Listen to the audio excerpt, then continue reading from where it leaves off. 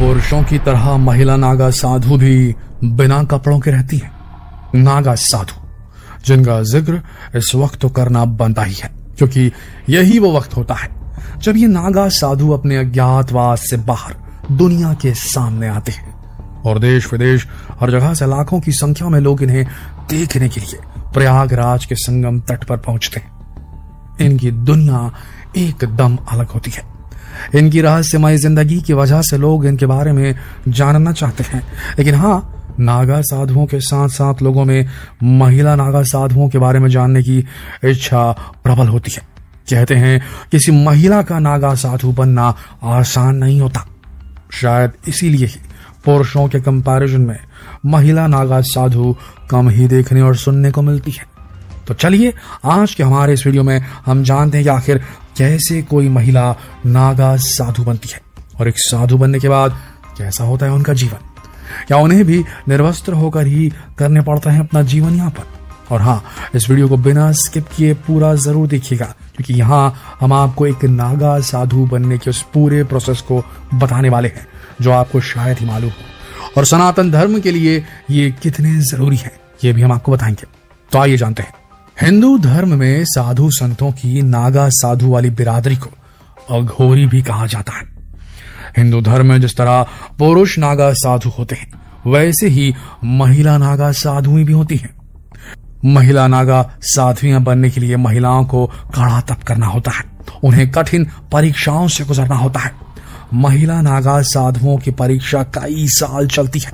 वे सख्त ब्रह्मचर्य नियमों का पालन करती है, फिर जिंदा रहते हुए अपना पिंड दान कर देती है, अपना सर भी मुंडवा लेती है।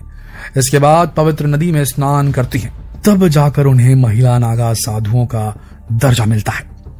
महिला नागा साधु बहुत ही कम ही मौकों पर नजर आती है। यह आम जनजीवन से बहुत दूर घने जंगलों, पहाड़ों, गुफाओं में रहती है। वो पूरा समय भगवान की भक्ति में ही रहती है। वे जंगल पहाड़ों से बाहर निकलकर दुनिया के सामने कम ही आती है।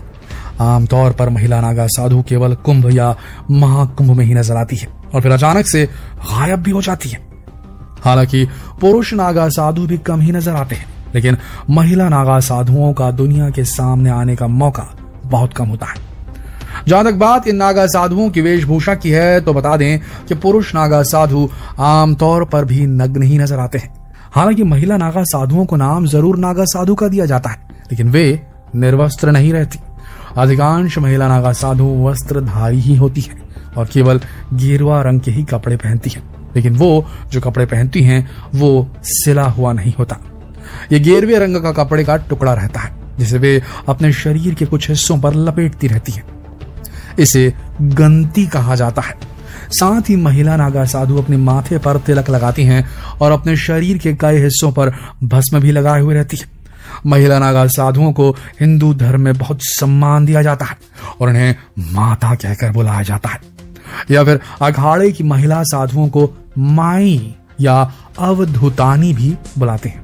बता दें कि पुरुष नागा साधुओं की तरह इन माई को अखाड़े के प्रमुख पदों में से किसी पद पर नहीं चुना जाता। बता दें कि महिला नागा साधु बनने से पहले तक 6 से 12 साल तक ब्रह्मचर्य का पालन करना होता है। जब कोई महिला ऐसा कर पाती है, तब उनके गुरु उनको नागा साधु बनने की अनुमति देते हैं। इतना ही नहीं, पिछली जिंदगी के बारे में पता किया जाता है। यह पता किया जाता है कि महिला भगवान के प्रति पूरी तरह समर्पित है भी कि नहीं। बता दें कि साधुओं में वैष्णव, शैव तीनों ही संप्रदायों के अखाड़े नागा बनाते हैं। नागा साधु बनने के बाद उन महिलाओं का जीवन पूरी तरह से भगवान को समर्पित हो जाता है। सुबह स्नान के बाद शुद्ध होकर महिला नागा सन्यासिनों की साधना शुरू होती है। अवधूतानी माँ पूरा दिन भगवान का जप करती है। सुबह उठकर शिव आराधना करती है। शाम में वो भगवान दत्तात्रेय की पूजा करती है। वैसे जब हम नागा साधु शब्द सुनते हैं तो हमारे मन में सबसे पहले भस्म रमाए, निर्वस्त्र होकर चलते, नाचते गाते, उछलते कूदते, डमरू डफली बजाते नागा साधुओं की ही इमेज बनती है। लेकिन क्या आपको पता है, नागा साधु हिंदू धर्म की रक्षा के लिए बिना सैलरी वाली एक सेना है, और इस बात का प्रमाण हमारे इतिहास के पन्नों में भी मिलता है। आज हम हल्दी घाटी को बड़े सम्मान से याद करते हैं, करना भी चाहिए, लेकिन हम में से कितने लोग ये जानते हैं कि वो नागा साधु ही थे जिन्होंने औरंगजेब को ऐसा सबक सिखाया कि सालों तक काशी की ओर नजर उठाकर देखने की उसकी हिम्मत नहीं हुई। वे नागा साधु ही थे जिन्होंने अफगान सरदार खान को ऐसा धूल चटाया कि फिर गोकुल की ओर बढ़ने का वो साहस नहीं कर पाया।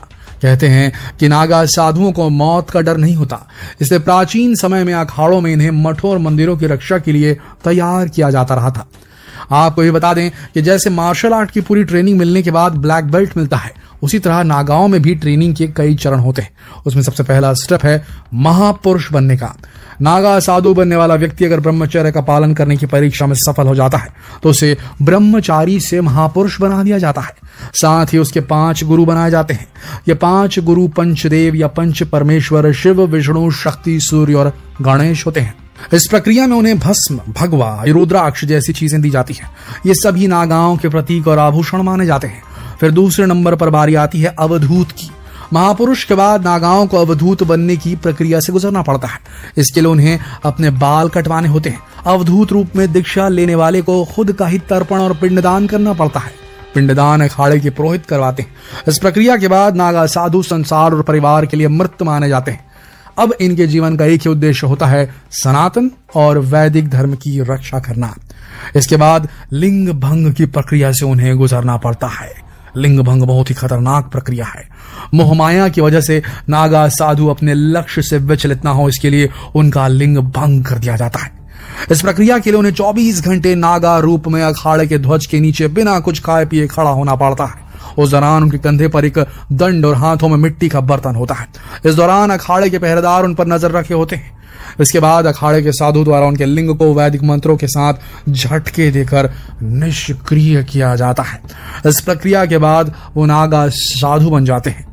बता दें कि 4 जगह लगने वाले कुंभ में नागा साधु बनाए जाते हैं और हर जगह के हिसाब से नागा साधुओं को अलग अलग नाम दिए जाते हैं। प्रयागराज के कुंभ में नागा साधु बनने वालों को नागा, उज्जैन में बनने वालों को खूनी नागा, हरिद्वार में बनने वालों को बर्फानी नागा और नासिक में बनने वालों को खिचड़िया नागा कहा जाता है।